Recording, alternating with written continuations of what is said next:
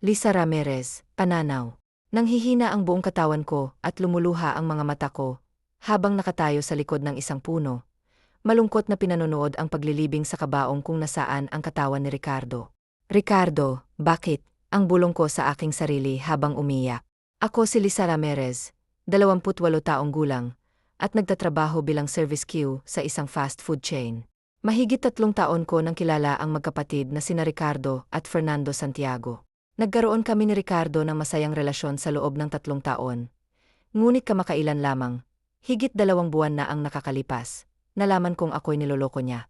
Nahuli ko siya sa akto sa aming apartment na may kasiping na ibang babae. Sa paniniwala niyang hindi ako uwi ng gabing iyon dahil sinabi kong magpapalipas ako ng gabi sa bahay ng aking ina. Paulit-uli siyang humingi ng tawad at nagmakaawa para sa ikalawang pagkakataon. Ngunit hindi ko siya pinakinggan. Hindi ko siya pinagbigyan. Parang kailan lang, siya ay patuloy na tumatawag sa akin. O kung minsan ay bumibisita sa bahay. Sino nga bang mag-aakala na ganito ang mangyayari? Labis akong nagulat nang mabalitaan kung nagkaroon siya ng cardiac arrest at agad na nawala. Kung alam ko lang. Kung alam ko lang sana ay nakinig ako sa paliwanag niya. Masyado akong nagpabulag sa labis na sakit. At hindi ko na nagawang makita ang tunay na nararamdaman niya. Hindi ka makalapit kasi alam mong kasalanan mo. Nagulat ako at agad na napabalik sa realidad nang marinig ang boses ni Fernando, ang kuya at tanging pamilya ni Ricardo. Ang kapal na mukha mo na magpunta pa rito, samantalang kasalanan mo naman ang nangyari. Mahina at may halong galit na dagdag niya. Pasensya na, ang sagot ko habang umiyak at nahihiya pang huminga.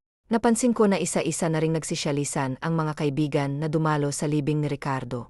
Hindi ko kailangan ng pasensya mo, malakas na sigaw niya, habang lumuluha rin ang kanyang mga mata. Kaya't may ilan ang napalingon sa aming direksyon. Maibabalik ba ng lintik na pasensya na yan ang kapatid ko? Hindi naman, di ba? Puno ng hinanakit na dagdag niya. Siya ang tanging pamilya ko, Lisa. Siya rin ang pinakamabuting kaibigan ko. Pero dahil sa'yo, nawala siya. Sigaw pa niya. Napayuko ako, habang patuloy na umaagos ang mga luha mula sa aking mga mata. Tama siya. Alam ko na kahit ilang milyong pasensya pang sabihin ko, hindi na maibabalik ang nawalang buhay ni Ricardo. Alam ko rin na may bahagi akong kasalanan sa nangyari. Pero kailangan ba na ako ang umako ng laha? Nasaktan din naman ako noong nalaman kong niloloko niya ako. Kahit pa mahigit 3 taon na ang aming relasyon. Naintindihan ko na galit ka, pero nasasaktan din naman ako, ang umiiyak kong sagot. Ang daming sana ang tumatakbo sa isip ko ngayon. Sana pinakinggan ko siya. Sana isinantabi ko na lang ang sakit na nararamdaman ko. Sana binigyan ko siya ng isa pang pagkakataon, at sana nandito pa siya't kasama namin. Wala kang karapatang sabihin sa akin na nasasaktan ka, Lisa. Para bang ikaw ang pumatay sa kanya, madiin at puno ng galit na wika niya. Murder has been committed for less, at kung papatayin kita ngayon, ito ay ganap na makatarungan. Galit na dagdag pa niya. Nakita ko ang mga kamao niyang kumuyom sa kanyang gali. Hindi ko man lang magawang ipagtanggol ang sarili ko sa mga paratang niya. Dahil kahit saang anggulo tignan, alam kong may katotohanan ang sinasabi niya. 3 taon, Lisa. Naging kayo ng mahigit 3 taon, di ba? Aano mo nagawang bitawan siya ng basta-basta? Ha? Bakit? Nakahanap ka na ba ng ipapalis sa kanya? Galit na wika pa niya. May ilang tao ang nagbulungan dahil sa narinig. Tiyak na iniisip nilang masama akong babae. Hindi. Hindi ganun ang nangyari. Mahina at nanghihina ang sagot ko. Naalala ko na, Anya, sabay sarkastikong pagtawa. Hindi ba ilang beses mo nang sinasabi sa amin? Gusto mong umangat sa buhay, ano? Nakahanap ka ba ng mas mayaman sa kanya? Mas gwapo, maanghang na saad pa niya. Binigay ni Ricardo sa'yo ang lahat. Kaya hindi ko maintindihan kung bakit. Kung bakit nagawa mo pa siyang iwan, sigaw na naman niya sa akin. Niloko niya ako, Nick. Niloko ako ng kapatid mo. Nahuli ko siya na may kasiping na ibang babae. Gusto kong isigaw ang saloobin kong iyon. Ngunit hindi ko magawa. Kahit nalabis akong nasasaktan sa mga natatanggap kong salita, hindi ko man lang magawang ipagtanggol ang sarili ko at sirain si Ricardo sa mata ng ibang tao. Hindi mo deserve ang pagmamahal ng kapatid ko, Lisa. Ni hindi mo deserve na mahalin pa ng ibang tao. You're nothing but a gold digger, at sisiguraduhin kong magbabayad ka. Habang nabubuhay ako, ay paulit-ulit kong ipaalala sa iyo ang pagpatay mo sa kapatid ko, hanggang ikaw na mismong makiusap, kay kamatayan na sunduin ka na niya. Mahina ngunit madiing pagbabanta niya, bago siya tumalikod at nagsimulang maglakad palayo sa akin. Wala akong nagawa kundi ang humagulgol, dala ng labis na sakit na nararamdaman habang nakaupo pa rin sa madamong lapag. Ang daya mo, Ricardo. Palagi mo na lang akong sinasaktan, mahinang bulong ko habang umiyak. Ang kapal ng mukha mong sisihin ang kapatid ko. Mahiya ka naman sa sarili mo. Lahat ng sakit at konsensyang nararamdaman mo ngayon, ikaw rin ang may kasalanan, Anya. Narinig ko ang kanyang mga salita at muli akong napayuko, tahimik na umiyak. Hindi ko na pinansin ang mga tingin ng ibang tao na nakakita sa nangyari. Basta't wala akong ibang nais kundi ang umiyak. Okay ka lang? Tanong ng kaibigan kong si Isabel habang lumilingon sa akin. Nasa balkonahe ako ng building na inuupahan namin dito sa Dubai. Nakatingin sa maliwanag na ilaw ng iba pang mga gusali.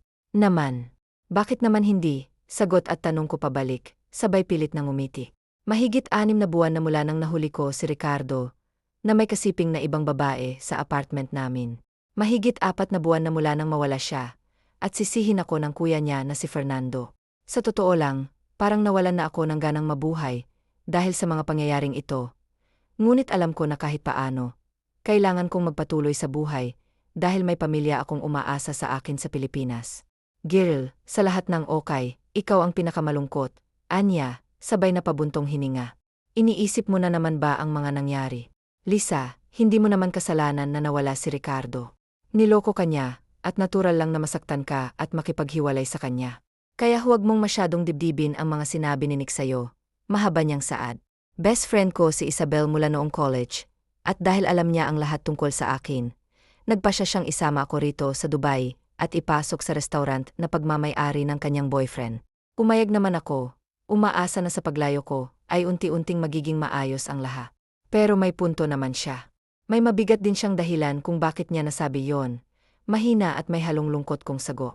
Kung sakaling pinakinggan ko ang mga rason ni Ricardo noon, at kung sana'y binigyan ko siya ng pangalawang pagkakataon, baka sakaling kasama pa namin siya ngayon, dagdag ko pa.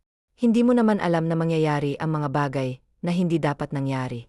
At saka, hindi mo rin kasalanan na hindi mo binalikan ang taong nanloko sa'yo. Sorry kay Ricardo kung naririnig niya yon kung nasan man siya ngayon. Pero girl, nasaktan ka niya, at valid ang sakit na nararamdaman mo. 3 taon kayo, pero nagawa pa niyang makipagtsuktsakan sa iba. Ang kaso, sobra namang nagpa-depress sa paghihiwalay mo, at ngayon, nagkakaroon ka ng mga kalokohan na hindi naman pala kayang harapin ang consequences. Mahaba niyang paliwanag. Naiintindihan ko ang gustong iparating ni Isabel. Ngunit hindi ko pa rin maiwasang sisihin ang sarili ko sa nangyari. Kahit ilang buwan na ang lumipas, may mga pagkakataon pa ring madalas akong natutulala at naiyak na lang. Minsan, bago matulog, kapag pinipikit ko ang mga mata ko, muling bumabalik sa aking alaala ang mga masasakit na salitang binitawan ni Fernando sa akin. Kamusta na kaya si Fernando? Okay na kaya siya? O umiiyak at nalulungkot pa rin siya kapag naalala ang kapatid niya?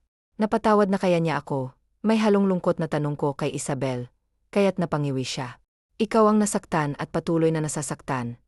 Pero iba pang tao ang iniisip mo. At ayuan na kaya kita ng rebulto sa luneta. Yung katabi mismo ni Rizal, Anya, sabay na papailing. O siya, gumayak ka na at may trabaho ka pa. Panggabi ka ngayon, di ba? Sabi niya, kaya ngumiti na lang ako at marahang tumango. Gumayak ako gaya ng sinabi niya, at pagkatapos ay kumain kami ng sabay para sa dinner. Nagpasya na akong magpunta sa restaurant, kung saan ako nagtatrabaho. Magdadalawang buwan pa lang ako rito. Maayos naman ang trabaho at ang sahod, at kahit papaano, sa tuwing nagtatrabaho ako, nawawala kahit panandalian ang mga masasakit na nangyari. Lisa, can you assist the person in EI room number 3? Tanong sa akin ni Paul, ang boyfriend ni Isabel. Isa siyang kalahating Amerikano at kalahating Arabo. Mabait si Paul at laging nakangiti. Sure, nakangiting sagot ko. Pagkatapos, naglakad na ako patungo sa EI room na tinukoy niya. Agad akong nagulat pagkapasok ko sa loob ng EI room, dahil nakita ko ang seryosong mukha ni Nick. Hawak niya ang isang wine glass, at nagtaas pa siya ng isang kilay sa akin, bago nagngisi ng mayabang. Sa tingin mo ba matatakasan mo ako? Tanong niya na may halong panunuya, kaya napalunok ako ng laway. Hindi ba sinabi ko na pagbabayarin kita, Lisa? Dagdag pa niya, na may panibagong ngisi. Ano pong magagawa ko para sa inyo, sir? Mahina at kinakabahang tanong ko. Ni hindi ako makatingin ng diretso sa kanya, kaya't bahagya na lang akong yumuko at tumingin sa sahig. Can you do for me? Then do it for me, Lisa, because that's what you deserve, maanghang na sagot niya. Napasinghap ako sa gula. Lalo pa akong nagulat nang ibato niya ang hawak niyang wine glass sa harap ko. Hindi naman ito tumama sa akin. Ngunit nabasag ito at nagkalat ang laman ng red wine sa lapag. Nalabis kong ikinagula. Clean that mess, Lisa. Gusto kong makita na nakaluhod ka habang nahihirapan. Walang emosyon na dagdag pa niya. Agad na may namuong luha sa mga mata ko. Ngunit pinigilan ko ang sarili ko na huwag itong tumulo. Tinatagan ko ang loob ko. Pilit nang umiti. At nagpasya na linisin ang kalat na siya ang may gawa. Labis pala talaga ang galit niya sa akin na nagawa pa niyang sundan ako dito sa Dubai, para lamang pahirapan. Nang matapos ako sa paglilinis, muli akong humarap sa kanya. May kailangan pa po ba kayo, sir? Mahinang tanong ko. Nakaramdam ako ng kaba nang tumayo siya mula sa pagkakaupo, at marahan pang naglakad ba palapit sa akin, habang ang kanyang matatalim na tingin ay hindi ako nilulubayan. Brace yourself, Lisa. Ito pa lang ang simula. I'll make your life a living hell. Sisiguraduhin kong mararanasan mong sakit na mawalan ng nag-iisang kapatid. Sisiguraduhin kong masasaktan ka ng tago sa puso't kaluluwa. Yung ikaw na mismong hihiling sa langit na sana, hindi ka na nabuhay pa. Mahina pero madiin na bulong niya. Pagkatapos niyang sabihin iyon, naglakad na siyang palabas ng EI room. Nang wala na siya, halos matumba ako dala ng panginginig ng mga tuhod ko. Agad ding tumulo ang mga luha na kanina ko pang pinipigilan. Ngunit agad ko ring pinawi ang mga ito nang maalala kong nasa trabaho nga pala ako. Gustong-gusto ko nang umuwi sa apartment at magpahinga. Ngunit kahit na sobra na akong nanghihina, dahil sa engkwentro ko kay Nick, nagpatuloy pa rin ako hanggang sa matapos ang shift ko. Lisa, I'll drive you home. Isabel sent me a message saying that she cooked us breakfast. Sabi ni Paul ng 5 oras ng umaga, matapos ang shift ko. Dumating na rin kasi ang mga papalit sa amin. 24 hours kasi ang resto bar na pagmamay-ari ni Paul. At gaya ng napag-usapan, sabay kaming uwi sa apartment. Nang mipara na ang sasakyan niya sa parking lot, agad kaming bumaba. Kinakabahan na naman ako habang naglalakad kami papunta sa elevator. Nang makita kong bumaba mula sa isang sasakyan si Fernando, na may matalim na tingin sa akin. Paul, ikaw na ang maunang pumasok, sabi ko pagkabukas ng elevator. Hindi na siya nagtanong kung bakit. Ngumiti lamang siya at tumango. Nang makasakay na siya sa elevator at nagsara ito, muli kong hinarap si Fernando. Kahit ako'y kinakabahan, naglakad ako patungo sa kanya. Ano na naman ba, Fernando? Mahina at nanlulumong tanong ko. Siya ba ang ipinalit mo sa kapatid ko? Tanong niya na may halong galit. Iba ka talaga, Lisa. Habang ako ay hindi pa rin natatanggap ang pagkawala ni Ricardo, ikaw naman ay agad na lumalandi sa iba. Anya. Kaya mariin akong napapikit sa kanyang mga salita. Kaibigan ko lang si Paul. Okay. Siya ay boyfriend ni Isabel, ang best friend ko. Sinabay niya ako sa pag-uwi kasi pupuntahan niya si Isabel. Paliwanag ko, pilit na pinapanatili ang aking kalmado. Hindi na ako magtataka kung agawin mo siya sa sinasabi mong best friend mo. Ganun ka naman, di ba? Malandi at manggagamit, sagot niya. Ngunit hindi na niya nagawang ituloy ang kanyang sasabihin, dahil sa malakas kong pagsampal sa kanya. Alam ko na galit ka, Fernando. Pero huwag kang magsasalita na para bang kilala mo ako at alam mo ang mga pinagdadaanan ko. Kasi sa totoo lang, wala kang alam, sigaw ko, na puno ng pigilang galit. Sobrang taas ng tingin mo sa kapatid mo, na sa akin mo sinisisi ang lahat. Kung nandito lang si Ricardo, hindi siya matutuwa sa mga ginagawa mo, dagdag ko pa. Kaya nagtiim ang mga bagang niya dala ng galit na nararamdaman. Kung nandito pa si Ricardo, hindi sana mangyayari to. Ang kaso, wala na siya, at kasalanan mo, madiing sagot niya. Fernando, hindi mo alam ang ginawa sa akin ng kapatid mo bago kami naghiwalay, despeyadong saad ko, sabay tawa na puno ng peke. Pero wala rin naman akong balak na sabihin sa'yo. Sobrang minahal ko si Ricardo, na kahit ako lang ang nasasaktan at tumatanggap ng lahat ng paninisi. Ayos lang basta hindi siya masira sa'yo at sa ibang tao. Kaya pakiusap, tigilan mo na ako. Nagmamakaawa ako. Nakita ko ang pagkagulat sa kanyang mukha. Tila napaisip siya sa aking sinabi. Ngunit sa huli ay mabilis siyang umiling. Hindi ako maniniwala sa mga kasinungalingan mo, Lisa. Kahit anong sabihin mo, hinding-hindi ako maniniwala sa'yo. Walang ibang ginawa si Ricardo, kundi ang mahalin ka. Ibinigay niya sa'yo ang lahat. Mas marami pang oras na magkasama kayo kaysa sa akin na kapamilya niya. Pero hahayaan ko siya, dahil alam kong doon siya masaya.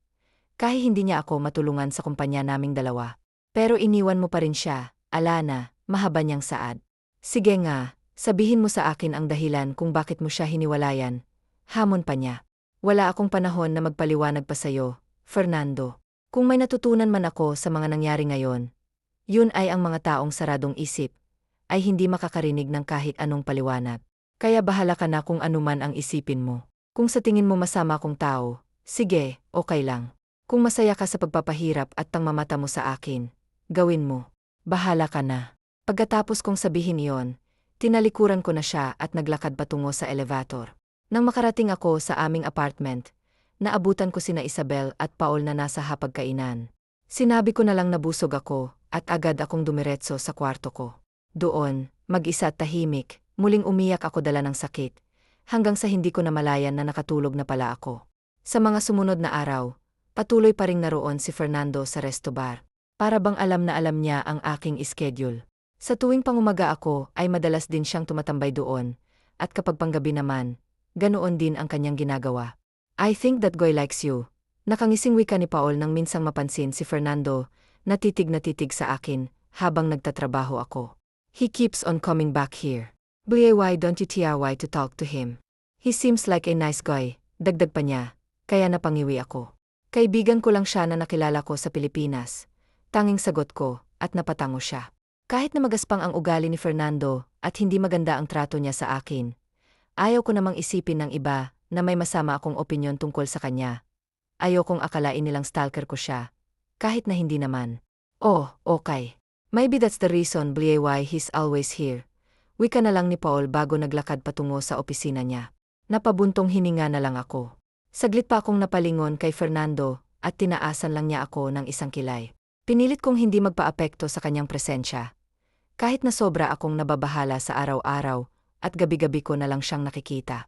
Matapos ang aking shift, nagpa siya akong dumaan sa likod ng restaurant upang hindi niya ako makita. Ngunit nagulat ako nang makita siyang nakasandal sa isang poste at nakatingin sa akin. Hindi ka pa ba tapos sa pangmamata at paninisi mo sa akin, Fernando?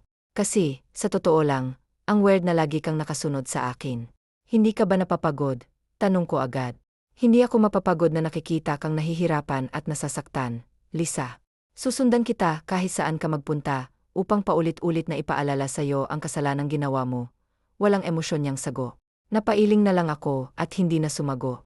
Nagsimula na akong maglakad palayo. Habang naglalakad, bigla akong nakaramdam ng matinding hilo. Nitong mga nakaang araw kasi, nahihirapan akong makatulog. Wala naman akong insomnia, ngunit madalas akong nahihirapan sa pagtulog. Lalo na kapag naalala ko ang mga nangyari. Kung makakatulog man ako, mahaba na ang 2 o 3 oras at putol-putol pa. Samantalang nagtatrabaho ako ng 9 na oras. Huminto muna ako sa paglalakad at huminga ng malalim. Nang akala ko ay okay na ako, naglakad na ako ulit. Ngunit muli na naman akong nakadama ng kakaibang hilo. Parang umikot ang paningin ko at nagdilim ang laha. Nagising ako na bumungad sa akin ang kulay puting kisam. Nang igala ko ang mga mata ko sa paligid, agad kong nakita si Isabel na nakaupo sa sofa, katabi si Paul. Isabel, mababa ang boses na tawag ko sa kanya. Gula siyang napalingon sa akin, tapos ay nagmamadaling tumayo para lapitan ako. Halata sa kanya ang labis na pag-aalala. Girl, okay ka lang? May masakit ba? Gutom ka ba? May gusto kang kainin? Sunod-sunod na tanong niya, kaya napangiti ako. Kahit na kailan talaga'y sobrang maalaga at thoughtful ni Isabel. Okay lang ako, sagot ko habang pilit na inaalala ang mga nangyari bago ako nawalan ng malay. Teka, si Fernando ba ang nagdala sa akin sa ospital? Pasensya na kung pinag-alala ko kayo ah. Sino bang nagdala sa akin dito? Dagdag ko pa. Hindi raw nagpakilala pero gwapong lalaki daw. Anya tapos ay napabuntong hininga pa. Napatango naman ako nang mapagtantong si Fernando nga. Bakit ba hindi ka nagsabi na hindi pala maganda ang pakiramdam mo? Tanong pa niya. Okay naman ako kanina, pero pagkatapos ng shift ko, bigla akong nahilo. Sagot ko kaya tumango siya. Stress at over-fatigue ang dahilan sabi ng doktor. Kailangan mo lang naman daw magpahinga. Wika niya kaya ako naman ang napatango. Hindi pa rin maalis sa isip ko ang ideya na si Fernando ang nagdala sa akin dito sa ospital. Bakit? I mean, hindi ba dapat masaya't natutuwa siya na makita akong nahihirapan? Ang ideya na kahit papaano ay nag-alala siya sa akin, ay nagpapasakit na naman ang ulo ko. Hindi ko talaga mahanap ang rason kung bakit dinala niya ako rito. Pero alam ko na kailangan ko pa ring magpasalamat sa kanya. Hapon na makauwi kami sa apartment. Sinamahan naman ako ni Isabel, hanggang sa makarating ako sa kwarto ko, kahit papilit kong sinasabi sa kanya na okay lang ako. Feeling ko si Fernando ang nagdala sa akin sa ospital. Bakla, wika ko kaya natigilan si Isabel. Fernando. Fernando Santiago. Teka, nandito siya, gulat na tanong niya. Pilit naman akong ngumiti, bago marahang tumango. Ginugulo ka na naman ba ng hayop na yan, Lisa? Ba't hindi mo agad sinabi sa akin? May halong inis na dagdag pa niya. Hindi sa ganon, bakla. Aksidente lang kaming nagkita bago ako mawalan ng malay. Pagsisinungaling ko. Mukhang hindi siya kumbinsido, pero napabuntong hininga na lang siya at tumango. Kapag may ginawa siya na hindi maganda o may mga masasakit na salitang sinabi na naman sa'yo, sabihan mo ako agad. Anya kaya tumango na lang ako. Pagkatapos noon ay iniwan na ako ni Isabel, kaya nakapagpahinga na ako. Medyo naging magaan pa ang mga sumunod na araw, lalo na't nasa apartment lang ako. Hinayaan kasi ako ni Paul na magpahinga muna ng 3 araw, para makabawi raw ako ng lakas, kaya naman ang pagpasok ko, ulit ay parang ang gaan-gaan ng laha. Nang patapos na ang shift ko, ay saka naman dumating si Fernando. Ang akala ko'y wala na siya o umuwi na sa Pilipinas, pero nandito pa rin pala siya. Itinaas niya ang isang kamay niya pagkaupo niya. Iginala ko naman ang mata ko sa paligid, at ako lang ang available, kaya ako na ang lumapit sa kanya. May I take your order, sir? Mababa ang boses na saad ko. 2 orders of bone steak, please. Medium rare ang akin, hindi lang ako sigurado kung anong luto ng steak ang gusto mo. Anya kaya agad akong natigilan at napatingin sa kanya. Tapos na ang shift mo in 5 minutes. Ray, sabayan mo ako sa dinner. I just want to talk to you, dagdag pa niya. Nalilito ako kung bakit mababa at magaan ang boses niya ngayon. Pero ganun pa man ay pilit na lang akong tumango. Kailangan ko rin namang magpasalamat sa kanya, kasi sigurado ako na siyang nagdala sa akin sa ospital. Agad kong pinasa sa kusina ang order niya, tapos ay dumiretso na ako sa locker ko, para makapagpalit ng dami. Nang matapos ay pinuntahan ko na siya sa mesa niya. Kamusta na pakiramdam mo? Mababa pa rin ang boses na tanong niya pagkaupo ko. Hindi ko maintindihan kung bakit kinikilabutan ako na ganito siya ngayon. Pakiramdam ko kasi ay may mali, pero ganun pa man ay pilit na lang akong ngumiti at tumango. Maayos na, sagot ko. Ikaw ang nagdala sa akin sa ospital nung araw na yon. Di ba? Tanong ko pa. Siya naman ngayon ang tumango. Salamat, mahina pero puno ng sinseridad na wika ko. I'm sorry, anya na siyang labis kong ikinagulat. Ha, nalilitong tanong ko pa. I've been very hard on you. Masyado akong nagpabulag sa sakit at galit na nararamdaman ko, at hindi ko nagawang makita pa na nasasaktan ka rin pala. When you lost consciousness that day, I saw how things were slowly taking its toll on you. It's like a wake-up call to me. Tama ka, kung nandito pa si Ricardo, ay hindi niya magugustuhan na hindi maganda at magaspang ang pakikitungo ko sa'yo. Mababa ang boses na wika niya. Napalunok naman ako ng laway, dahil sa narinig. Hindi ko talaga inakala na maririnig ko ang mga salitang ito galing sa kanya. Sorry din sa lahat, mahina at halos pabulong na sagot ko. You don't have to say sorry, Lisa. Narealize ko na wala ka namang kasalanan sa nangyari. Sana maging okay pa tayo. Sana maging magkaibigan ulit tayo gaya ng dati. Gaya nung nandito pa si Ricardo. Alam ko na yun ang gusto niyang mangyari, kung nasan man siya ngayon. Mahabang wika niya uli. May namuong luha sa mga mata ko, dahil sa narinig. Pero mabilis naman akong tumango. Sobrang saya ko na wala akong ibang nagawa, kung hindi ang maluha na dala ng labis na tuwang nararamdaman. Nitong mga nakaaang buwan ay lagi kong sinisisi ang sarili ko. Hindi ko yan ipagkakaila. Pero ang marinig ang mga salitang, tumula kay Fernando ngayon ay sobrang gaan sa pakiramdam ko. Siguro ay ang pagpapatawad lang din niya ang hinihintay ko, para makapagsimulang ulit, para mapakawalan ko na ang lahat ng sakit at pagsisisi. Fernando, sa totoo lang, may nangyari kasi kaya kami naghiwalay ni Ricardo noon. Paninimula ko. Ngumiti naman siya bago tumango. Pwede bang huwag na muna nating pag-usapan? I want to make it up to you. Alam ko na nasaktan ka rin sa pagkawala niya, tapos ay dinagdagan ko pa ang sakit at paghihirap na nararamdaman mo. Alam ko na mahirap, pero gusto ko sana na magsimula tayo ulit bilang magkaibigan, paliwanag niya. At saka, punasan mo na mga luha mo, Lisa. Pinagtitinginan nila tayo, baka isipin nila pinapayak kita. May halong pagbibiro na dagdag pa niya, kaya mahina akong natawa at tumango. Pinunasan ko naman ang mga luha sa mga mata ko, tapos ay ngumiti pa sa kanya. Salamat, Fernando. Maraming salamat, wika ko. Pagkatapos noon ay dumating na ang order niyang tea. Medyo nagtaka nga ako kasi si Paul pa ang nagdala noon sa table namin. Is this man making you CRY? Nakakunot ang noong tanong niya. No, Paul. I told you he's a friend. I'm just really happy that he's here. Pagdadahilan ko naman. Nakita ko kung paano tumango si Paul at ngumiti pa kay Fernando bago naglahad ng kamay. I'm Paul, pagpapakilala niya. I'm Isabel's boyfriend and Lisa's friend, dagdag pa niya. Nakangiti namang tinanggap ni Fernando ang kamay ni Paul. I'm pleased to meet you, ay niya. The pleasure is mine, sagot naman ni Paul. I'll leave you two alone. It seems like you both wanted to have some time alone together. Makahulugang dagdag pa niya kaya medyo napangiwi ako. Si Fernando naman ay mahinang natawa at tumango. I appreciate that, brother. Thanks, Anya. Naglakad naman si Paul paalis. Pagkatapos noon, muli kong nilingon si Fernando na ngayon ay nakatingin na uli sa akin habang nakangiti. Akala ata nito may something sa atin. Kapag ganon ang iniisip nila, itama na natin agad. Mahirap nang isipin ang iba na alam mo na. Mahina ang wika ko, bago hinawakan ang tinidor. Okay lang, Lisa. Hayaan mo silang mag-isip ng kung ano. After all, parehas naman tayong single. Anya at ngumiti na naman, yung ngiti na litaw ang mapuputi niyang mga ngipin. Hindi ko maintindihan kung bakit medyo lumakas ang kabog ng dibdib ko, dahil doon. Pero iwinaksi ko na lang, yun sa isip ko. Iniisip ko na lang na baka kaya ganito ang nararamdaman ko, kasi sa wakas ay okay na kami. Gaano nga pala katagal balak na magstay dito? Sino nagbabantay ng Santiago Hardware? Tanong ko habang kumakain kami. I'll be here for 6 na days.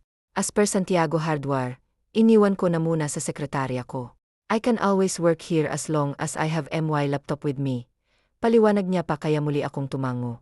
Nagpatuloy naman na kami sa pagkain pagkatapos noon. Wala nang nagsalita sa amin, pero minsan ay napapatingin kami sa isa't isa at napapangiti na lang. Sobrang gaan talaga ng loob ko. Parang wala nang paglalagyan ng tuwa na nararamdaman ko. Nang matapos kumain ay nagpasya siya na ihatid ako. Saka ko nalaman na sa kaparehong building pala namin siya, kumuha ng apartment niya. Are you okay? Tanong niya nang makarating na kami sa building at makasakay sa elevator. Mahinang sagot ko. Ilang sandali pa'y nagbukas na ang elevator, at sabay kaming naglakad palabas noon. Fernando, maraming salamat talaga ha. Hindi mo alam kung paano mo ako napasaya. Wika ko nang nasa harap na ako ng pinto ng apartment namin ni Isabel. Ako ang dapat magpasalamat sa'yo, kasi ang bilis mo akong napatawad. Kahit pa sobrang sakit ng mga salitang binitawan ko. Sorry ulit, Lisa, at thank you rin, Enya. Wala na sa akin ang mga yon. Alam ko naman na nasabi mo lang, yun dala ng bugso ng damdamin. Tao lang naman tayo, madalas talaga kapag galit at nasasaktan tayo, ay nakakapagsabi tayo ng mga salita na hindi naman natin gusto. Pero ang mahalaga, natuto tayo sa mga pagkakamali natin, mahabang saad ko na siyang nagpangiti sa kanya. You're very beautiful inside and out, Lisa. Swerte si Ricardo sa'yo, kahit na maaga siyang nawala sa atin. Alam ko na noong buhay pa siya ay sobra mo siyang napasaya, at gusto ko ring magpasalamat sa'yo, dahil doon. Puno ng sinseridad na saad niya. Sulit kaming nagkatitigan matapos niyang sabihin yon. Napalunok na naman ako ng laway na makita, na bumaba ang tingin niya sa mga labi ko. Akmang magpapaalam na sana ako, para hindi na mas lumala pa ang kung anong kiliti na nararamdaman ko. Pero nagulat ako nang higitin niya ako, sa biwang gamit ang maskuladong braso niya. Sa isang iglap ay inangkinan niya ang mga labi ko. Para akong naging tuod sa kinatatayuan ko, na hindi makagalaw. Naramdaman ko pa na mas lumalim ang halik, at hindi ko maintindihan kung bakit bigla kong tinugon yon. Anong nangyayari dito? Pareho kaming nagulat nang biglang magbukas ang pinto ng apartment namin ni Isabel, at lumabas sa pinto ang kaibigan ko. Halata rin ang gulat dahil sa nakita niya. Kung hindi nga lang siya en istorbo, ay baka hindi pa kami kumalas ni Fernando sa halikang yon. Sorry. Papasok na kami. Saad ko tapos ay mabilis ko en itinulak papasok sa apartment, at isinara ang pinto. Gaga ka. Akala ko ba magkagalit kayo nung tao? Ano yun, at para kayong mga kuhol kanina ha? Magpaliwanag ka nga sa aking lukaret ka. Ani Isabel na hinila pa ako papunta sa sala, tapos ay marahan pa niya akong itinulak pa upo sa sofa. Hinalikan niya ako, okay, siya ang nanghalik. Nagulat na nga lang ako kasi biglaan. Hindi ko rin alam kung bakit niya ginawa yun. Paliwanag ko naman kaya napangiwi siya. Siya ang nanghalik, pero sinipsip mo rin naman ang dila niya. Nakita ko kaya napakapit ka pa, Giit niya kaya agad akong pinamulahan ng mukha. Teka nga, hindi mo pa sinasagot ang tanong ko ha. Ano't mukhang okay na okay kayo ng lalaking yon? Tanong ulit niya. Siya ang nagdala sa akin sa ospital noong mawalan ako ng malay. Tapos kanina, hinintay niyang matapos ang shift ko at nag-dinner kami sa restaurant ni Paul. Nag-usap lang kami at nanghingi siya ng sorry sa paninisi niya sa akin at sa mga salitang binitawan niya. Ako rin ay nagulat, pero magaan sa pakiramdam ang naging pag-uusap namin. Mababa ang boses na paliwanag ko. Ada, kanina lang kayo naging okay tapos nagsisipsipan na kayo agad ng dila. Hindi makapaniwala ang tanong niya, kaya muli akong napangiwi. Nakakadiri naman yung mga choices of words mo, Isabel. Saad ko at umakto na kinikilabutan ko wari. At bakit? Yun naman talagang ginawa nyo Anya. Na. Huwag mo nang ulit-ulitin, okay, git ko naman at napailing pa. Nag-usap pa rin kami nang marinig na may kumakatok sa pinto. Sabay kaming napalingon ni Isabel doon, tapos ay nagkatinginan pa kami. Tinaasan lang niya ako ng isang kilay, bago nakakalokong ngumisi. Feeling ko siya yan. Ako ang magbubukas. Dito ka lang at kakausapin ko siya, Anya. Tipigilan ko pa sana siya, pero hindi ko na nagawa. Naglakad na kasi siya papunta sa pinto at binuksan yon. Tama nga siya, mula kasi sa sala nakita ko agad si Fernando pagkabukas ni Isabel ng pinto. Itinulak naman ni Isabel palabas si Fernando at isinara niya ang pinto kaya napangiwi na lang ako. Dumiretso na ako sa kwarto ko pagkatapos. Nagpa siya ako na maghilamos na at magpalit ng pambahay na dami. Nang matapos ay hihiga na sana ako sa kama, pero pumasok si Les sa kwarto ko. Okay na. Puntahan mo siya sa rooftop ng building. Hihintayin ka niya roon, ani Isabel at ngumiti pa sa akin. Mukhang tinamaan ng isa yun sayo, bakla. Ginalingan mo ata masyado sa pagsupsop. Mahalay na dagdag pa niya, kaya napangiwi na naman ako. Nakakadiri ka talaga sa mga pinipili mong salita Huli na yan ha, git ko bago tumayo mula sa kama at naglakad na palabas ng apartment. Narinig ko naman ang pagtawa ng kaibigan ko, bago ako makalabas. Pagdating sa rooftop ay napansin ko na walang ibang tao doon maliban kay Fernando na nakadungaw sa railings. Fernando, mahina at medyo kinakabahan na pagtawag ko sa kanya. Lumingon naman siya sa akin bago ngumiti. Pasensya na kung inabala pa kita ha. Mukhang magpapahinga ka na ata, anya nang makalapit ako sa kanya. Dumungaw din ako sa railings. Okay lang, sagot ko habang pinanonood ang maliwanag na mga ilaw na nagmumula sa iba't ibang malalaking gusali. Gusto lang talaga kitang makausap. Pasensya ka na kung bigla na lang kitang hinalikan. Hindi ko rin maintindihan ang sarili ko kanina pero para akong naakit sa labi mo. Anya na siyang ikinagulat ko. Okay lang, pero hindi na dapat maulit pa yon, mahinang sagot ko. Bakit? Tanong niya kaya mabilis akong napalingon sa kanya. Seryoso ang mukha niya na titig pa sa akin. Kasi hindi tama, patanong na sagot ko. Ex-boyfriend ko ang kapatid mo. At parang hindi maganda na humigit pa sa magiging magkaibigan ang meron tayo. Isa pa, masyadong mabilis at baka hindi rin kasi maganda ang isipin ng ibang tao. Paliwanag ko pa. Ano namang pakialam ng ibang tao sa buhay natin? They can talk and gossip about us for all I care. Saka ano naman ang mali kung magiging tayo, saad niya. Hindi ako agad nakasagot, may punto naman kasi siya. Ilang buwan pa lang kasi simula noong mawala si Ricardo. Pasensya na, pero hindi ko pa kasi kaya na pumasok sa panibagong relasyon. Wika ko at bahagya pang napayo ko. Okay lang, anya kaya nag-angat ako ng tingin sa kanya. Binigyan naman niya ako ng naninigurong ngiti. Bibigyan kita ng sapat na oras at panahon. Naintindihan ko naman ang point mo. Sa totoo lang, noon kayo pa ni Ricardo ay attracted na ako sa'yo. Hindi ko lang sinabi kasi nairespeto ko, kayong dalawa ng kapatid ko. But I'll take my chances now. Mabuting tao si Ricardo. Alam ko na kung sakaling tayong magkakatuluyan, ay magiging masaya siya para sa atin. Paliwanag pa niya. Pilit na lang akong ngumiti, dahil sa narinig. At pagkatapos ng gabing yon, ay tuluyan nang nagbago ang pakikitungo niya sa akin. Mula sa pagiging magaspang ang ugali, naging sobrang sweet at maalalahanin siya. Mabilis naman na lumipas ang araw at mga linggo. Aminin ko na mas nahuhulog na ang loob ko sa kanya, dahil sa lahat ng magagandang bagay na ipinapakita niya sa akin ngayon. Uy, totoo. Kayo na ba? Pang-usisa sa amin ni Isabel isang gabi. Pagkalabas ko sa kwarto ko, ay si Nick ay nakaupo sa sofa sa apartment namin at hinihintay ako. Inaya niya kasi ako na mag-dinner sa Marina, isa sa mga tourist spots dito, sa Dubai na magandang pasyalan lalo na kapag gabi. Hindi pa nga Hindi pa kasi ako sinasagot, Pero willing naman ako maghintay. May halong lambing na sagot ni Fernando nang tumayo siya. Pinamulahan naman ako ng mukha dahil sa narinig. Enjoy your date. Nakangiting sabi naman ni Paul na umakbay pa sa kasintahang si Isabel. Pagkatapos ay naglakad na kami ni Fernando palabas ng apartment. Dumiretso kami sa parking lot at umalis na. Tahimik lang ako habang nasa biyahe. Ramdam ko naman na minsan ay tumitingin siya sa akin habang nagmamaniho. Ang tahimik mo. May nasabi ba ako na hindi mo nagustuhan? Hindi ka ba komportable na kasama ko? Anya kaya mabilis akong umiling. Hindi naman, Fernando. Medyo nahihiya lang ako sa'yo. Hindi ko rin alam kung bakit, sagot ko na ikinatuwa niya. Hindi ka na dapat nahihiya sa akin. Dapat nga masanay ka na sa presensya ko, kasi baka ako na ang makasama mo habang buhay. Banat naman niya, kaya napakagat ako sa aking ibabang labi. Mag-i-expire na next week ang visa mo. No, pag-iiba ko ng usapan. Tipid naman siyang ngumiti bago tumango. Ang bilis nga ng araw eh.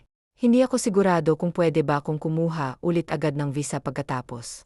Sana mapayagan para mas matagal pa kitang makasama rito. Puno ng lambing na sagot niya. Pagkatapos ng 2 taong kontrata mo rito at pagka-uwi mo sa Pilipinas, may balak ka pa bang bumalik dito? Tanong niya. Hindi ko pa alam eh. Kung saan may mas magandang offer, doon ako, sagot ko naman. Pwede ka namang mag-apply sa akin. Tatapatan ko ang sahod mo rito. Anya kaya bahagya akong napanguso. Sa Santiago Hardware. Anong trabaho naman? Tanong ko kaya napangisi siya. Hindi. Mag-apply ka na full-time housewife ko. Hindi na kailangan ng interview. Tanggap ka na agad. Malaki ang sahod, monthly with complete benefits pa. Tapos bonus pa. Yung unlimited na halik at yakap sa akin. Sagot niya kaya malakas akong natawa. Puro ka talaga kalokohan, natatawang sagot ko. Kunwari kahit na ang totoo'y sobra akong kinikilig. Ayaw mo. Madali lang naman ang trabaho. Mahalin mo lang ako na bahala sa lahat. Ako magtatrabaho para sa atin. Ako na rin sa lahat ng gawaing bahay. Dagdag pa niya kaya mas dumoble ang kilig na nararamdaman ko.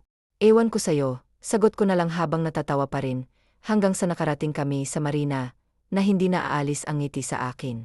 Paulit-ulit kasing bumabalik sa likod ng alaala ko ang mga sinabi niya.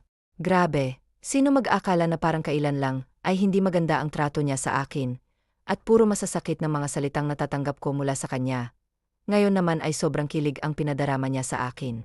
Pero ang kilig na nararamdaman ko, ay agad na nawala nang maalala ko na naman si Ricardo. Totoo kaya na magiging masaya siya kapag naging kami ni Fernando? Hindi ko alam.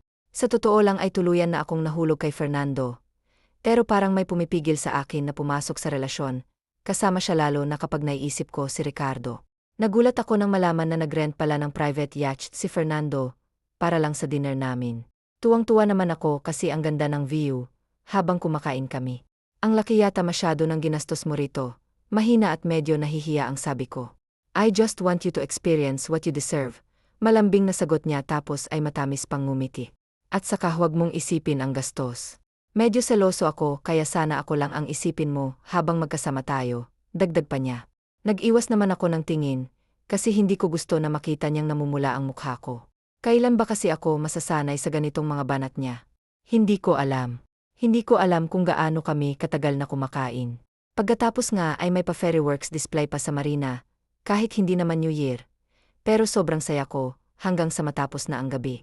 Habang nasa kotse naman niya kami at nasa biyahe pa uwi, ay hindi maalis ang ngiti sa labi ko. Pinag-isipan ko na rin kung okay lang ba nabigyan ko siya ng tsansa at pagkakataon ang sarili ko na pumasok sa relasyon kasama siya. Fernando, wika ko nang nasa harap na kami ng pinto ng apartment namin. Hindi ko alam, pero ang tagal ko nang pinag-isipan. Kinakabahang wika ako.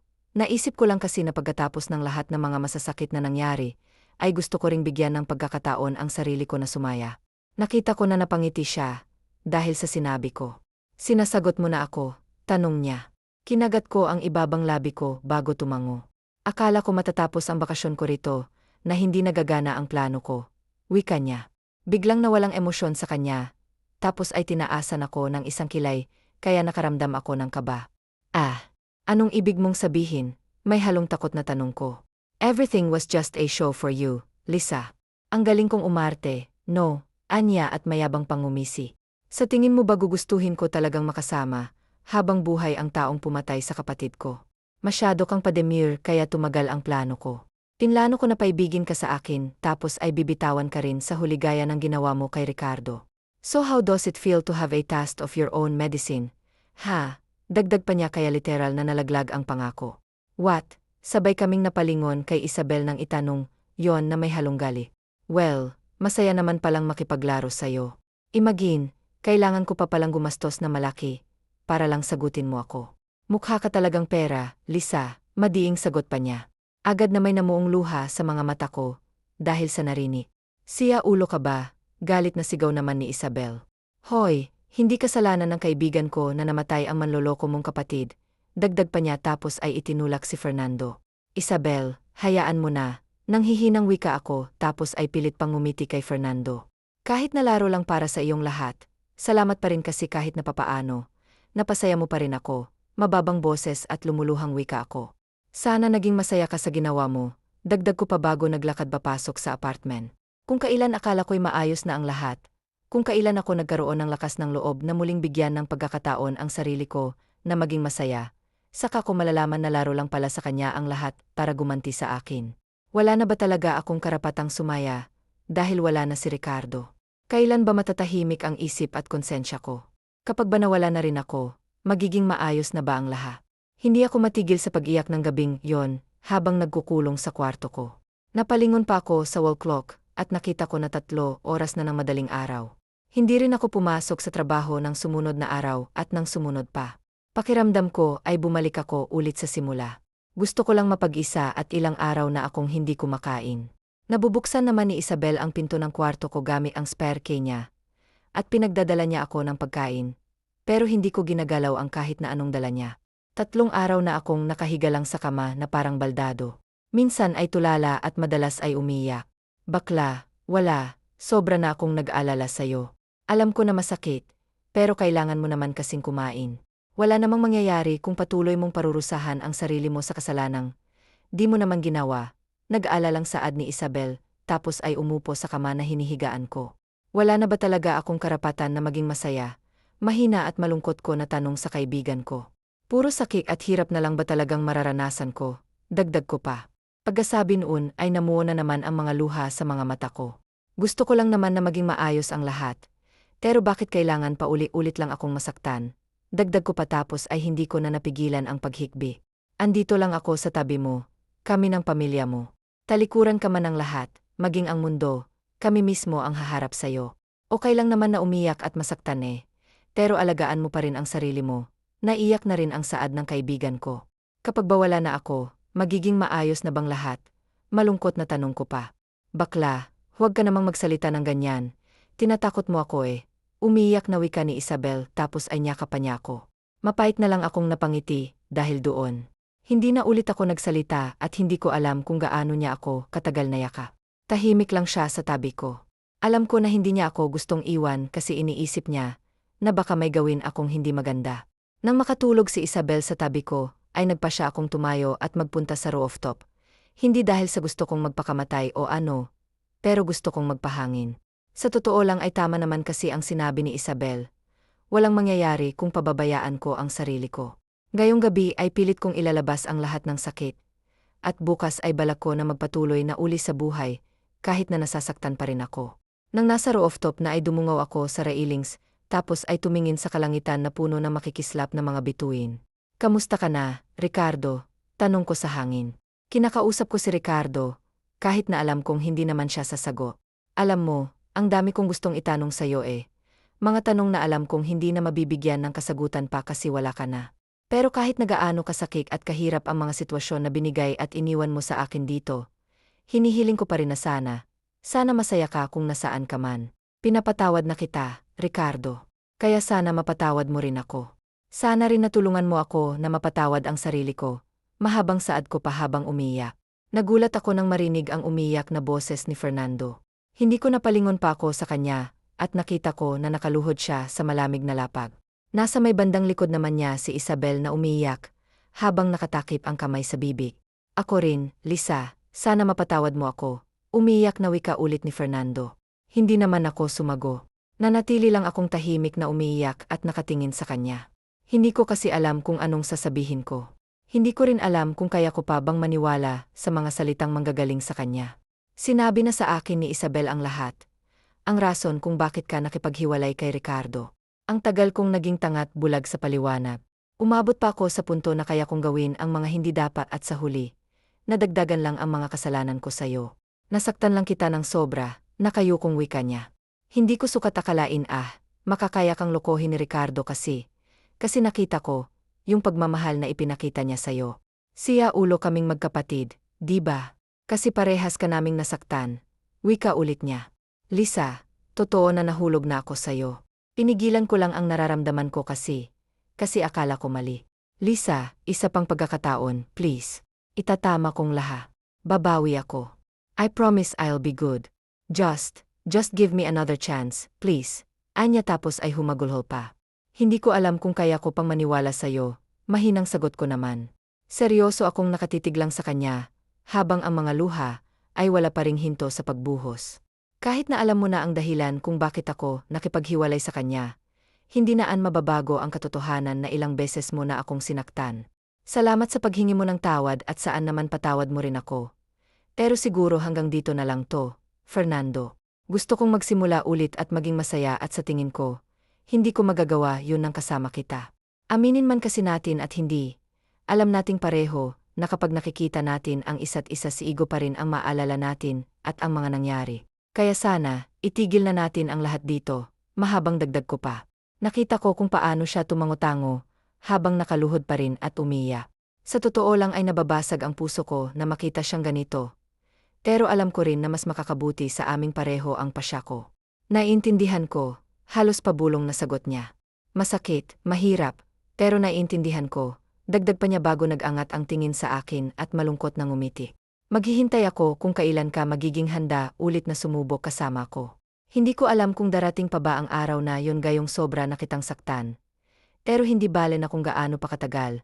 Maghihintay pa rin ako, kahit na walang kasiguraduhan. Hihintayin kita, Lisa, at muling napahagulgol. Kinagat ko naman ang ibabang labi ko, at pinigilan ang sarili na lumapit sa kanya, para mayakap siya. Tinatagan ko ang loob ko na maglakad paalis sa rooftop at iniwan siya roon. Sobrang sakit at hiyap sa akin to. Parang isang matalim na punyal na paulit-uli sumasaksak sa puso ko. Lumipas ang mga araw na hindi na muling nagpakita pa si Fernando. Pero lagi naman siyang nagpapadala ng mensahe sa akin. Mga simpleng mensahe lang na pinapaalala sa akin na kumain ako sa tamang oras. Hindi naman na ako nag-abala pa na mag-reply. Ang huling mensahe niya sa akin ay ngayong araw. Isang mahabang mensahe, yon. 5 oras PM ang flight ko ngayon pabalik sa Pinas. Gustong-gusto kitang makita at mayakap bago ako umalis. Pero alam ko na hindi ka pa handa na makaharap ako. Mag-ingat ka lagi dito, Lisa. Alagaan mo sarili mo. Huwag mong kalimutan na kumain sa tamang oras. Pipilitin ko na makabalik agad dito para makita ka. Hindi ko alam kung maniniwala ka, pero mahal kita. Yan ang laman ng mensahe niya, at kaninang 8 oras ng umaga ko pa. Yan paulit-ulit na binabasa. Hindi mo talaga siya pupuntahan. Napalingon ako kay Isabel. Alam mo, sobra akong naiinis at nagagalit dahil sa kalokohan niya. Pero nakita ko naman na sincero yung tao. Hindi sa pinapangunahan kita sa desisyon mo ha. Pero kahit naman kasi hindi mo aminin, alam ko na nahulog ka na rin sa kanya, dagdag pa niya. Hindi ko alam, bakla, mahinang sagot ko. Normal lang naman na matakot pagkatapos mong masaktan ng todo. Pero ano na lang ang mangyayari sa'yo kung patuloy ka na lang matatakot. Tandaan mo, nakaakibat ng pagmamahal ang mga maling desisyon at sakit. Pero huwag mo sanang ipagkait sa sarili mong sumaya ulit, dagdag pa niya. Para akong nagising sa katotohanan, dahil sa narinig ko mula kay Isabel. Mabilis pa akong napatayo mula sa pagkakaupo, kaya napangiti siya. Go na, girl, masayang sigaw pa niya, kaya napangiti ako at agad na tumango. Nagsuot lang ako ng sapatos tapos ay patakbo ng lumabas sa apartment, para puntahan si Fernando sa airport. Hoy Gaga, saan ka pupunta? Narinig kong tanong ni Isabel nang nasa harap na ako ng elevator. Pupuntahan ko si Fernando sa airport. Sigaw ko naman kaya napangiwi siya. Loka-lokang to, 5 oras pa ang flight niya. Sigaw naman niya pabalik tapos ay naglakad palabas ng apartment. Tapos ay dumiretso siya sa harap ng pinto ng apartment ni Fernando at kumatok doon. Nagulat naman ako nang biglang nagbukas ang pinto at sumilip doon si Fernando. Papunta ng airport si Lisa para sundan ka. Akala ata nandun ka na. Wika niya kaya napangiwi ako. Minsan tuloy napapaisip ako kung tamang desisyon ba na kaibiganin ang isang to. Nagkatingin na naman kami ni Fernando dahil sa sinabi ni Isabel. Kinakabahan man ay marahan akong naglakad palapit sa kanya. Oo, babalik na ako sa loob ha. May oras pa kayo para mag-chukchak times kung gusto nyo. Babu push, anya kaya napangiwi na naman ako. Tara na, mahina at kinakabahang wika ni Fernando nang nasa harap na ako ng pintuan niya. Pilit naman akong ngumiti bago pumasok sa loob. Drinks, coffee, water, juice, kinakabahan pa rin na tanong niya. Hindi na. Gusto lang talaga kitang makausap bago ka umalis. Wika ko naman. Umupo naman siya sa bakanteng sofa nang sabihin ko yon. Fernando, alam ko na pareho tayong nagkasakitan. Pero gusto ko pa ring bigyan ng pagkakataon ang sarili ko na sumaya. Yun nga lang, parang mali ang timing, paninimulaak. Ngumiti naman siya sa akin bago tumango. Hindi natin alam kung anong mangyayari sa hinaharap. Pero gusto ko sana na bigyan natin ng sapat na panahon ang mga sarili natin na makapag-isip sa kung ano ba talagang mga gusto natin. Sabi ko pa. I don't understand. Nakakunot ang noong wika niya. Naniniwala ako na kayang gamutin at paghilumin ng oras ang lahat ng klase ng suga. Sabi ko pag-uwi ko sa Pilipinas, ikaw ang unang tao na gusto kong makita. Pero habang magkalayo tayo, tulungan muna natin ang mga sarili natin na makabangon at tuluyang makawala sa sakit para kapag nagkita na tayo ulit, makakaya na nating mahalin ang isa't isa na walang ibang iniisip kung hindi tayong dalawa lang, paliwanag ko. Ngumiti naman siya at tumango-tango na para bang naiintindihan na niya ang gusto kong sabihin. Maghihintay ako, agad na sagot niya tapos ay masaya pang ngumiti sa akin. Tinapos namin ang pag-uusap na yon na niyakap namin ng mahigpit ang isa't isa. Mahigit 1 taon pa bago kami magkita uli. Siguro naman ay sapat na ang panahon na yon para maghilom ang lahat ng suga. Hindi ako sigurado kung hihintayin niya ba ako ng ganoon katagal. Pero kahit na anong mangyari, alam ko na pagkatapos nito, ay tuluyan na talagang magiging maayos ang lahat. Mahina at nahihiyang bati ko na makita si Fernando na pumasok sa isang kilalang coffee shop dito sa BGC. 1 taon at 2 buwan ang lumipas mula nang huli kaming magkita. Pero kahit na ganon ay lagi naman kaming nagkakausap online. Hi, bati niya na nakangiti at kinagat pa niya ang ibabang labi na para bang sobrang saya na makita ulit ako. Pag-uwi ko mula sa Dubai ay siya ang unang tao na pumasok sa isip ko, at sa dami ng mga kaibigan ko bukod pa sa pamilya ko, ay sa kanya ako unang nakipagkita. You're staying here for good, right? Tanong niya pagkaupo sa silya na nasa harap ko. Nitong mga nakaang buwan ay gustong-gusto niya akong pasyalan uli sa Dubai. Pero pinipigilan ko siya at lagi kong sinasabi na mag-focus muna siya sa negosyo niya. At totoo nga na hinihilom at ginagamot ng oras ang lahat ng klase ng sugat at sakit ngayon, kasi ay wala na akong bigat na nararamdaman, kahit pa naalala ko ang mga nangyari, halos 2 taon na ang nakakalipas. Kung saan may magandang opportunity, doon ako, sagot ko kagaya ng sagot na sinabi ko sa kanya noon sa Marina. Sa pagkakatanda ko kasi may offer ka sa akin, available pa bang posisyon? Tanong ko pa. Ang tinutukoy ko ay ang maging full-time housewife niya. Nakita ko na bahagya siyang natigilan sa sinabi ko. Kinagat muli niya ang ibabang labi, para pigilan ang multo ng ngiti na sumilay doon. Available pa naman, pero may isang kondisyon, anya na kinakunot ng noko. You have to marry me as soon as possible. Dagdag pa niya na tila ba desidido na talaga siya, na hindi na ako pakawalan. Hindi maalis ang ngiti sa akin nang tumango ako. Sobrang saya't gaan ng pakiramdam at sa puntong, to ay sigurado na ako na maayos na ang lahat. Sa pagkakataong, to ay pipiliin ko naman kung saan ako sasaya, kung saan kami sasaya. Ang mga sumunod na araw ay lagi kaming magkasama ni Fernando. Hinarap na rin niya ang pamilya ko at sinabi ang balak naming pagpapakasal. Mabilis din na kumalat ang balita sa mga malalapit na tao sa amin. May ilang nagulat at may ilang may side comments dahil nga alam nila na ex ko si Ricardo.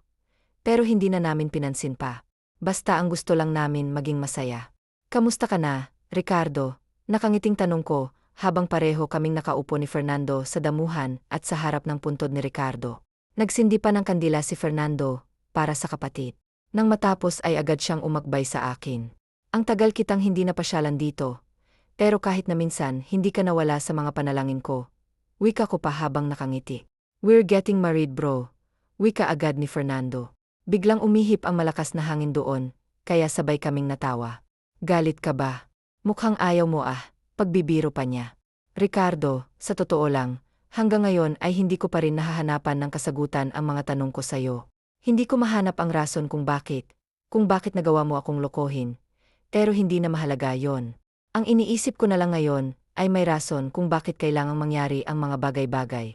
Masaya na ako ngayon, Ricardo. Sobrang saya, kaya sana kung nasan ka man ngayon ay masaya ka rin at sana masaya ka para sa amin ng kuya mo. Puno ng sinseridad na wika ako. Hindi ko rin alam kung paano mo nagawang saktan at lokohin si Lisa, bro. Pero alam ko na totoong minahal mo siya. Kung nasaan ka man ngayon ay alam kong nagsisisi ka sa ginawa mo kasi wala kang ibang gusto kung hindi ang mapasaya at maprotektahan mo si Lisa. Pero hayaan mo na ako ang gumawa sa mga bagay na yon. Mamahalin at poprotektahan ko si Rico. Saad naman ni Fernando na siyang nagpangiti sa akin. Muling umihip ang hangin ang sabihin ni Fernando yon. Pero hindi kagaya kanina na malakas. Ngayon ay ang sarap sa pakiramdam yung para bang may yumayakap sa amin. Noong maghiwalay tayo, hindi ko inakala na gugustuhin ko pa na muling pumasok sa isang relasyon kasi sa totoo lang, natatakot na akong masaktan sa parehong dahilan.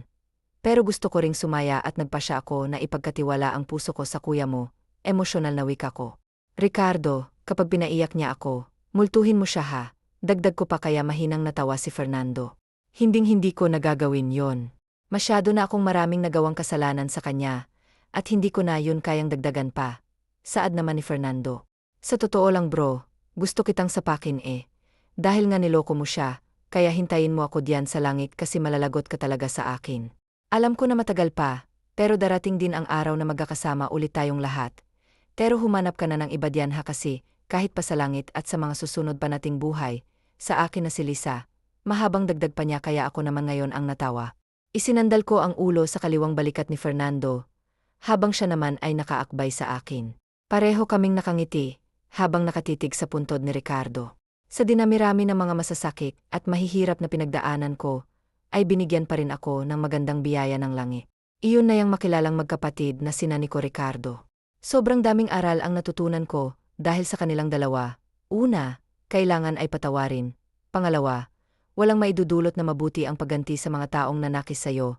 Sa huli kasi ay ikaw at ikaw lang din ang masasaktan. At ang panghuli ay huwag kang matakot na piliin ang sarili mong kaligayahan. Huwag mong isipin ang sasabihin ng iba. Basta masaya ka't walang inaapak ang ibang tao, ay ituloy mo lang. Sa totoo lang ay marami pa akong natutunan at nakuhang aral sa mga nangyari. At sana kayo rin ay may napulot na aral sa kwentong to. Ako nga pala uli si Lisa Ramirez, at ito ang kwentong buhay at pag-ibig ko. Wakas. TNNANET. Lana Ramirez, Lisa Ramirez, Rico Santiago, Ricardo Santiago, Nico Santiago, Fernando Santiago, Leslie, Isabel, Tom, Paul.